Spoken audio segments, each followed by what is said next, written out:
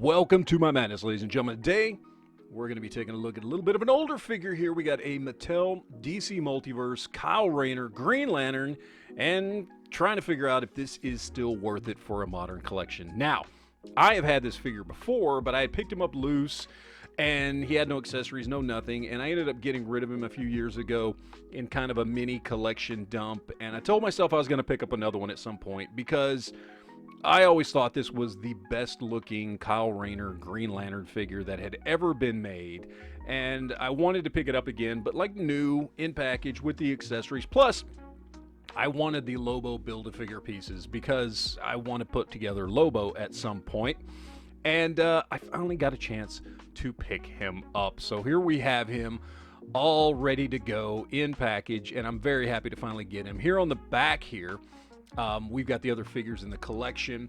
I need to get Flash and Superman. I already have the Batman Beyond, so hopefully I'll get the other two here pretty soon, and I'll be able to put together my Lobo finally. But, you know, we're going to go ahead. We're going to crack this guy open. We're going to take a look. Going to see if it holds up from what I remember here from a few years ago. Is it still the best Kyle Rayner Green Lantern figure you can get? And more importantly, is it going to work in with a modern 6-inch scale collection? That's what we're going to find out here today. So let's go ahead, crack this guy open, and see what we've got inside. All right, so here we have him out of the package, and I got to say, just looking at him like this, he looks fantastic. I mean, really does. The sculpt is perfect. The paint work on the dude is just perfect. Nice, crisp, clear lines. The logo looks great. Just everything looks good on it. It's just a good representation of Kyle Rayner. Like, it really is. To me, it's just like a really, really perfect representation. Boots look good. Gloves look good. That head sculpt with that mask looks really, really phenomenal.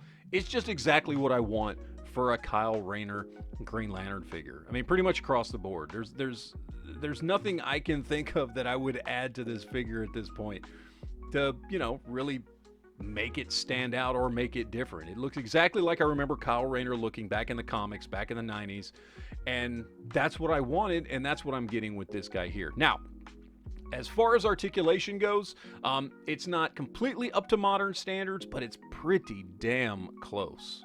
I mean, it really is. I mean, you've got most of what you need from a modern standards point of view as far as your articulation goes. Couple of downsides here and there, but overall, pretty damn good. So what we do have as far as the articulation goes, we've got pretty standard ball joint hips, what you would expect if you are a Marvel Legends collector. You've got the thigh swivels, you've got double jointed knees.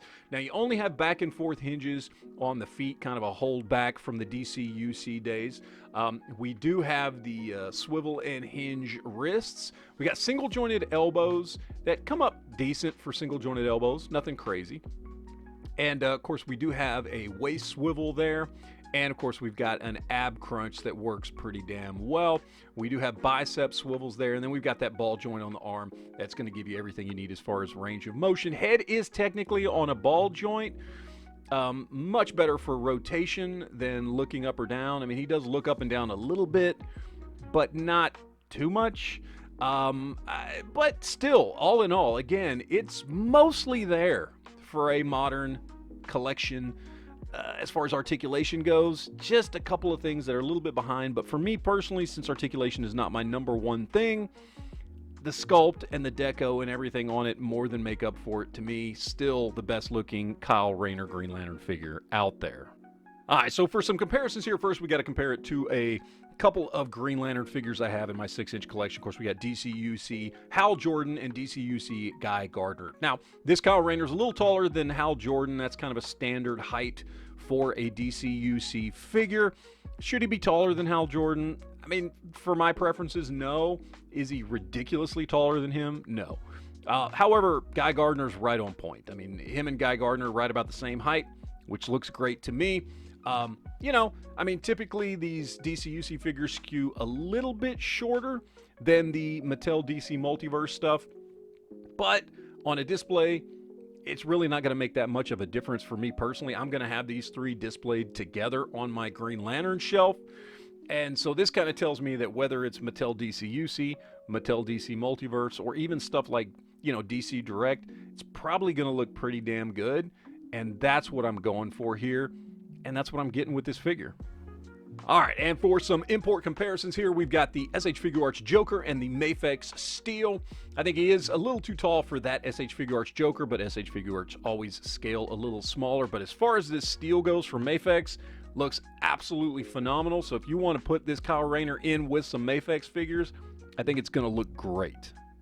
And to go ahead and throw him up against two of arguably the most popular 6-inch scale lines out there right now, of course, we've got Spider-Man from Marvel Legends and Duke from G.I. Joe Classified. So if, you wanted to do a Marvel versus DC display, this Kyle Rayner would work perfect for that. And if for some reason you wanted to have a DC versus G.I. Joe, I think it's going to work great for that as well. All right, so let's talk about price here. I paid $30 out the door at a local comic and toy shop, and I think it was absolutely hands down worth it, okay? Anything I would say in that $25 to $35 range, because I know this is a more sought after figure, I would say is worth it if you're getting it new in package. If you're not getting it new in package, maybe I'd top out at like $20, give or take. But certainly for what I paid at $30 new in package with the Build-A-Figure stuff and all his accessories, hands down, definitely worth it. And as you can see, he definitely works in a modern collection to me, without a doubt.